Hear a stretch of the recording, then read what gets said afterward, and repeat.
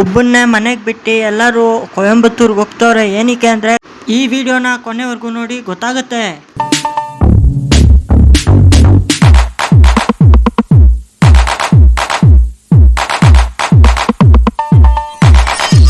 ಎಲ್ರಿಗೂ ನಮಸ್ಕಾರ, welcome back to my YouTube channel Jayant ವ್ಲಾಗ್ಸ್ಗೆ ಸ್ವಾಗತ.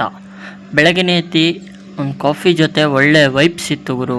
ಒಳ್ಳೆ ವೈಬ್ಸ್ ಜೊತೆ ಒಂದು ಕಾಫಿ ಕುಡಿದ್ಬಿಟ್ಟು ಸಕ್ಕದಾಗೆ ಒಂದು ಫ್ರೆಶ್ ಆಗಲಿ ಅಂದ್ಬಿಟ್ಟು ಮೇಲೆ ಮಾಡಿ ಮೇಲೆ ಹೋದೆ. ಮಾಡಿ ಮೇಲೆ ಹೋಗಿದ ತಕ್ಷಣ ಒಳ್ಳೆ ವೈಬ್ಸ್ ಇತ್ತು ಅಂತಲೇ ಹೇಳ್ಬೋದು. ಅದಾದ ನಂತರ ಆಮೇಲೆ ಕೆಳಗಡೆ ಬಂದು ಬ್ರಷ್ ಮಾಡಿಕೊಂಡು ಫ್ರೆಶ್ ಅಪ್ ಆಗೋಣ ಅಂತ ಬಂದೆ. ಫ್ರೆಶ್ ಅಪ್ ಆಗಿದ ತಕ್ಷಣ ಅದಾದ ನಂತರ ನಾನು ದೇವರನ್ನು ಕೈ ಮುಗಿಯೋಕ್ಕೆ ಬಂದೆ. ಕೈ ಮುಗಿದ ತಕ್ಷಣ ಅಲ್ಲಿ ಒಂದು ಟ್ವಿಸ್ಟ್ ಇತ್ತು. ಏನಪ್ಪ ಟ್ವಿಸ್ಟ್ ಅಂದರೆ ನಮ್ಮಮ್ಮ ಬ್ಯಾಗ್ ಪ್ಯಾಕ್ ಮಾಡಿದ್ರು ಅಂತಲೇ ಹೇಳ್ಬೋದು. ಎಲ್ಲಿಗೆ ಹೊರಟಿದ್ದಾರೆ ಅಂದರೆ ಕೊಯಂಬತ್ತೂರು ಹೊರಟಿದ್ದಾರೆ. ಅದಕ್ಕೆ ನಾನು ಬಸ್ ಸ್ಟ್ಯಾಂಡ್ಗೆ ಬಿಡಬೇಕಂತಪ್ಪ ಒಳ್ಳೆ ಟ್ವಿಸ್ಟ್ ಕೊಟ್ಟರು ಗುರು.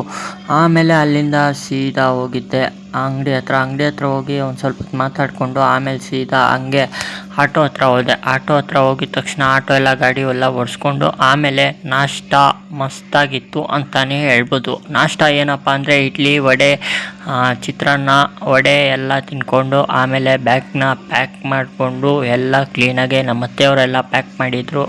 ಅವ್ರನ್ನ ಮಸ್ತಾಗೆ ಲಗೇಜ್ ಎಲ್ಲ ಪ್ಯಾಕ್ ಮಾಡಿದರು ಅಂತಲೇ ಹೇಳ್ಬೋದು. ಆಮೇಲೆ ಅದನ್ನು ಇಟ್ಕೊಂಡು ಗಾಡಿಯೆಲ್ಲ ಓಡಿಸ್ಕೊಂಡು ಫಸ್ಟು ಲಗೇಜ್ ಎಲ್ಲ ಕ್ಲೀನಾಗೆ ಪ್ಯಾಕ್ ಆಗಿತ್ತಲ್ಲ ಎಲ್ಲ ಕ್ಲೀನಾಗಿ ಆಟೋಲಿ ಇಟ್ಕೊಂಡು ಆಮೇಲೆ ಹೋಗಿದ್ದೆ. ಫಸ್ಟು ಬನಶಂಕರಿಗೆ ಹೋದೆ. ಬನಶಂಕರಿಲಿ ಡ್ರಾಪ್ ಆಗಿಬಿಟ್ಟು ಲಗೇಜ್ ಎಲ್ಲ ಇಳಿಸ್ಬಿಟ್ಟು ಆಮೇಲೆ ಸಕ್ಕದಾಗೆ ಒಂದು ಫುಲ್ ಜಾಮ್ ಆಗಿತ್ತು, ಟೆನ್ಷನ್ ಆಗಿಬಿಟ್ಟಿತ್ತು.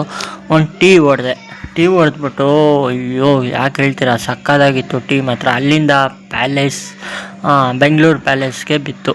ವಾವ್, ಸಕ್ಕದಾಗಿತ್ತು ಗುರು ಬೆಂಗಳೂರು ಪ್ಯಾಲೇಸ್. ಅಲ್ಲಿಂದ ಆರ್ ಟಿ ನಗರ್ ಬಿತ್ತು. ಆರ್ ಟಿ ನಗರ್ ಡ್ರಾಪ್ ಮಾಡಿಬಿಟ್ಟು ಅಲ್ಲೇ ಒಂದೆರಡು ಲೋಕಲ್ ಮಾಡ್ತಾಯಿದ್ದೆ.